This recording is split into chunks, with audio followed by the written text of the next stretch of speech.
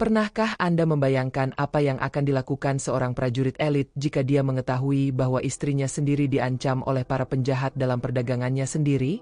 Kedengarannya seperti adegan film, tapi itu benar-benar terjadi dalam cahaya siang hari di jantung pasar Indonesia yang populer. Kisah ini dimulai dengan fajar yang tenang dari hari biasa di Desa Ngensplak. Angin pagi yang ringan menyentuh atap seng dari kios-kios sementara sinar matahari pertama melintasi kabut yang menutupi jalan-jalan berbatu. Langka, seorang wanita yang sederhana dan tersenyum, membuka perdagangan kecil produk-produk dasar bersama suaminya, Sersan Aditya Prasetya. Mereka tidak kaya, tetapi mereka sedang membangun kehidupan yang jujur dengan kerja keras dan persatuan. Yang Langka tidak tahu adalah bahwa hari yang sama, kelompok berbahaya menyaksikan bisnis kecilnya.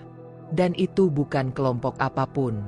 Ini adalah anggota organisasi massa yang dikenal sebagai GRIP, salah satu dari banyak yang bertindak dengan cara klandestin sebagai milisi yang menyamar, memeras pedagang dengan dalih kontribusi wajib.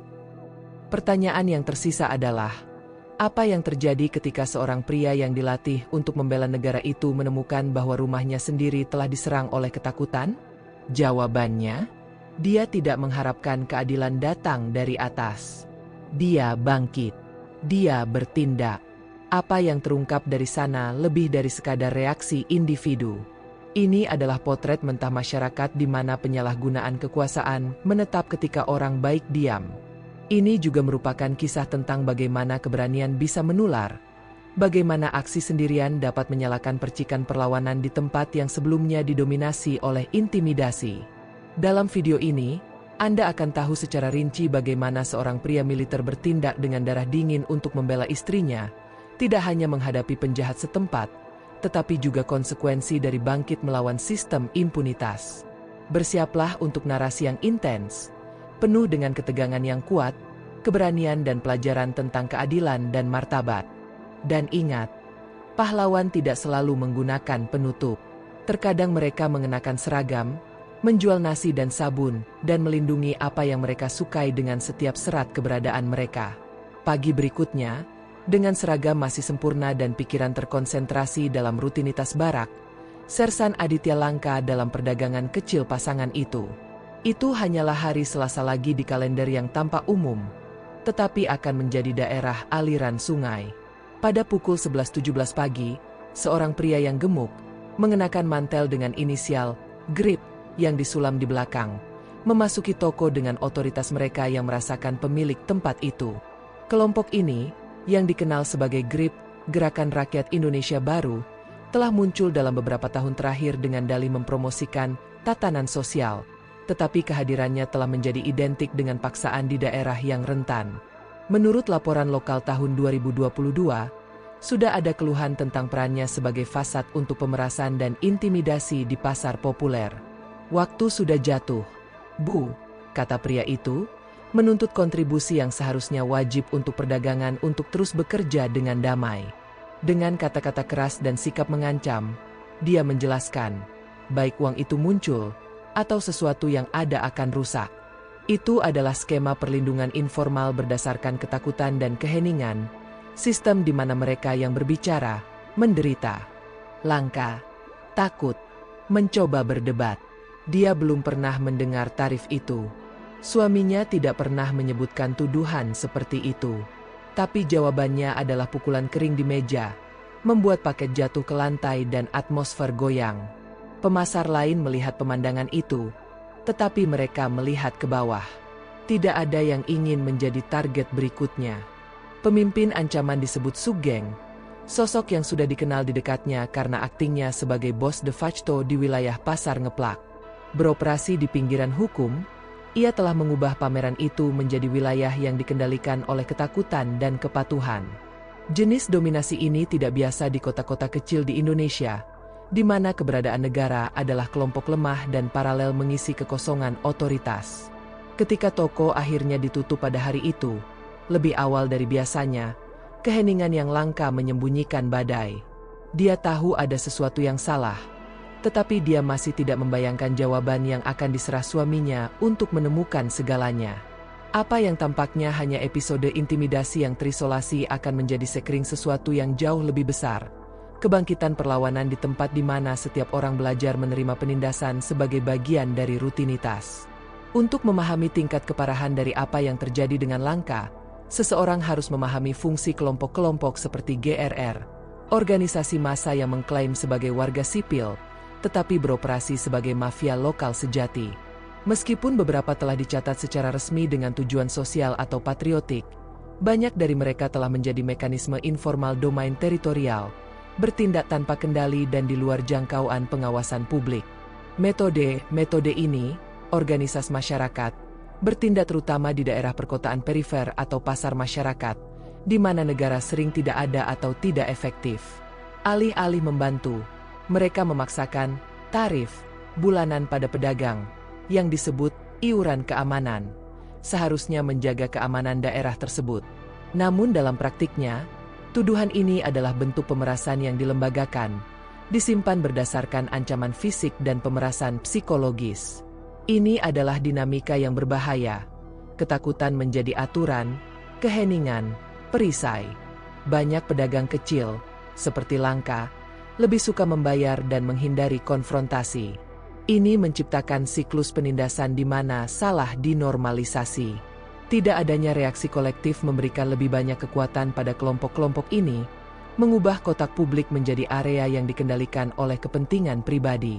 Di sisi lain, peran militer di luar dinas aktif itu halus. Aditya, sebagai sersan Kopassus, unit elit Angkatan Darat Indonesia khusus, dilatih untuk beroperasi dalam situasi risiko ekstrim. Namun, penampilannya harus mengikuti batas yang ditetapkan oleh angkatan bersenjata.